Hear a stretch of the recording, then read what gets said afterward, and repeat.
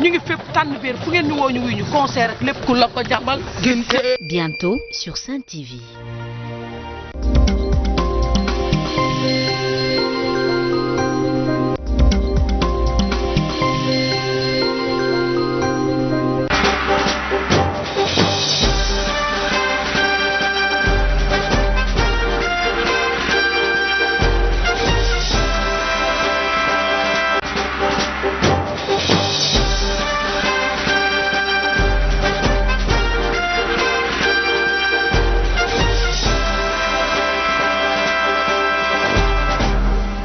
Bonjour chers téléspectateurs, c'est parti pour le flash de 12 h. Nous démarrons par Mbacké où les populations ont investi les rues arborant des brassards rouges. Elles exigent de la SDE une eau potable à la consommation. Elles soutiennent que les problèmes d'avortement, de maladies cardiovasculaires entre autres sont dus à cette eau non potable qu'elles consomment. Un mémorandum est ainsi remis au préfet qui promet de rendre compte à qui de droit.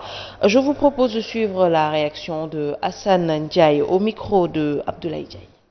À Mbacké, l'eau fournie par la Sénégalaise des eaux à la population de la commune de Mbacké est depuis plus de 3 décennies très mauvaise, de qualité très mauvaise. Des prélèvements de l'eau ont été effectués et analysés par 3 laboratoires spéciaux. Les résultats découlant des analyses des paramètres physico-chimiques et microbiologiques ont révélé que cette eau fournie par la SDE est impropre à la consommation et expose les populations à des risques de maladies hydriques très graves. Face à cette injustice, la population mbackoise, debout comme un seul homme, dit non et non et exige de la part de la Sénégalaise des eaux une eau de qualité, une eau potable répondant aux normes internationales. Nous en appelons, monsieur le préfet, à la conscience des autorités étatiques pour que cette forfaiture soit réparée. Et puis à Kaolack, à présent, les habitants de Sangam, dans la commune de Médina Sabakh, se sentent étrangers chez eux. Des infrastructures de base sont presque inexistantes. Selon eux, pas de structure sanitaire. L'électricité est un luxe pour ces populations alors que la haute tension surplombe le village. Plus de détails suivant Mamad Anta Touré au micro de Faradiassé. Tout est urgence ici. Ce village compte 8000 âmes et il n'y a pas d'électricité. Vous le constatez vous-même. La haute tension survole nos cases. Et ça, c'est anormal. Nous sommes à 2 km de la Gambie. Même les villages gambiens sont électrifiés par le réseau sénégalais. Ça, c'est anormal et nous le décrions haut et fort. La glace, nous la sortons à 400 voire 500 francs. Et si ce n'est pas le mois de Ramadan, c'est 200, 250 jusqu'à 300. C'est les Gambiens qui nous vendent ça. Alors que l'électricité quitte le Sénégal pour alimenter la Gambie. C'est vraiment contradictoire. Sur le plan de la santé, il n'y a rien. Nous, pratiquement, on se rabat sur la Gambie. Hein? Nous sommes presque des Gambiens. Pratiquement tout le village se soigne à partir de la Gambie. 10 km, voire 11 km. Il n'y a pas d'ambulance. Même les femmes enceintes sont transportées par des charrettes et des motos Jakarta. C'est même déplorable. Pour le Sénégal du XXIe siècle. Et la route aussi, vous l'avez vu. On voit le bitumage de cette route. Karaï, Ganda, Kafrine. PUDC, Puma. Ici à Sangam, ça n'existe pas. L'école élémentaire fête ses 23 ans cette année. Il y a 6 classes physiques, mais il n'y a que 3 enseignants. On a un déficit criard d'enseignants.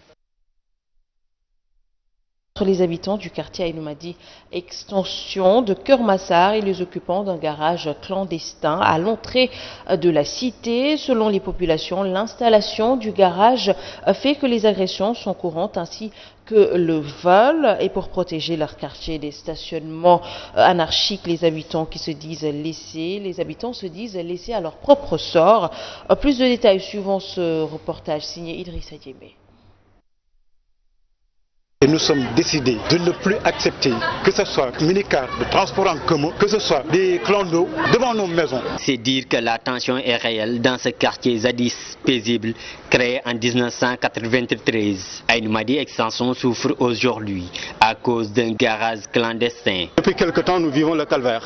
Et ce calvaire a été surtout accentué par l'installation d'un garage. Un garage qui porte véritablement préjudice, qui pollue pollue l'atmosphère et qui sème ici le désordre le plus complet. C'est l'anarchie réellement. Personne ne peut nous imposer quelque chose qui va nuire à notre environnement et à notre cadre de vie. En dehors de l'incivisme causé par les occupants de ce garage improvisé, il y a aussi un sentiment d'insécurité qui anime les habitants, et cela malgré les complaintes auprès des autorités. À maintes reprises, on a rencontré le maire. À maintes reprises, on a alerté sur la situation qui prévaut dans notre quartier.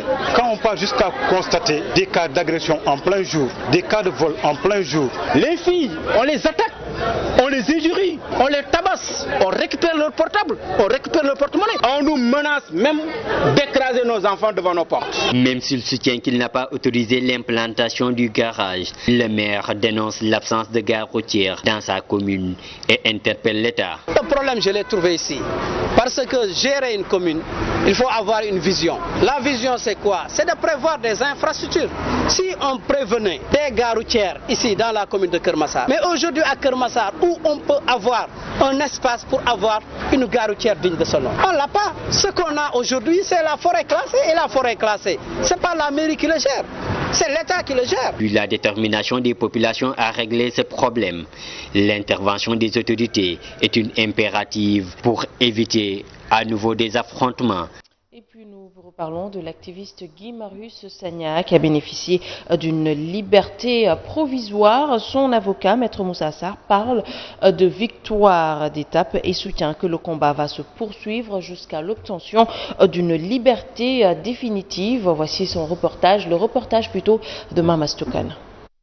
La demande de liberté d'office que les avocats de l'activiste Guy Marius Sagna avaient posée sur la table du doyen des juges n'est pas tombée dans l'oreille d'un sourd. Ce dernier lui a accordé la liberté provisoire selon la robe noire. Même si son client est libre, le combat continue. C'est un soulagement, c'est une victoire d'étape.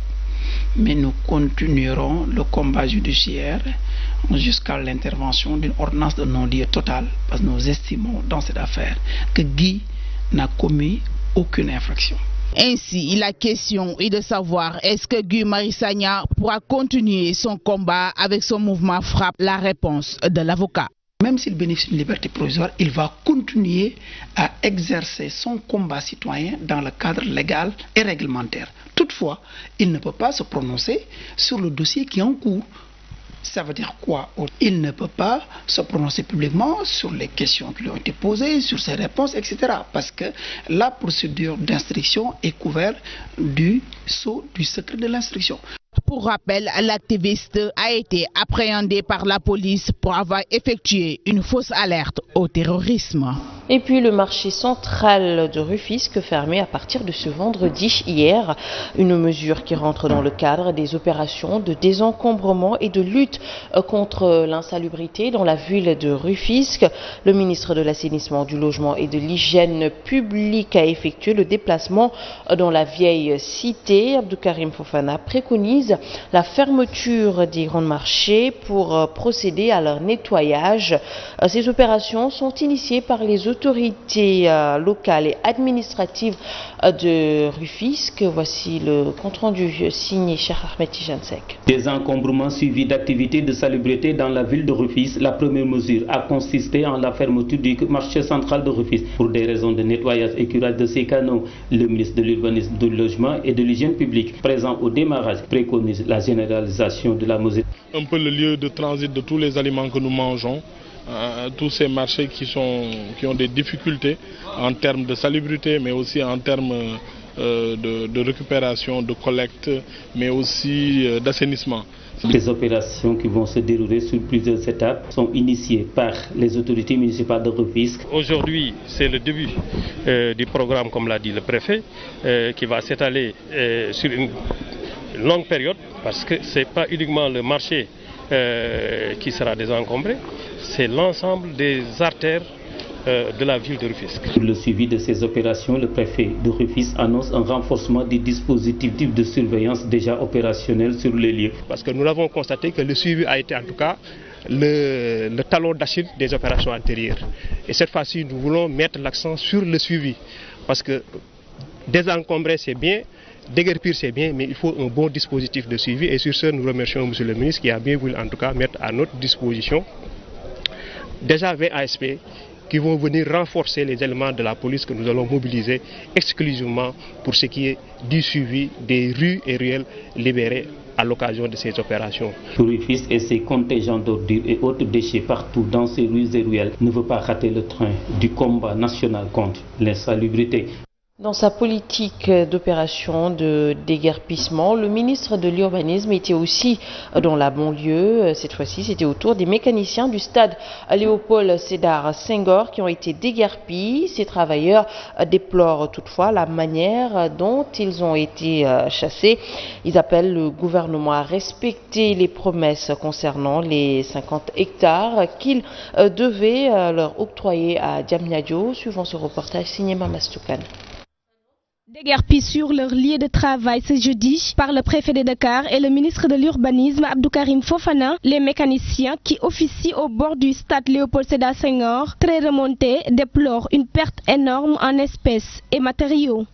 Nous ne sommes pas des malfaiteurs pour chasser la nuit.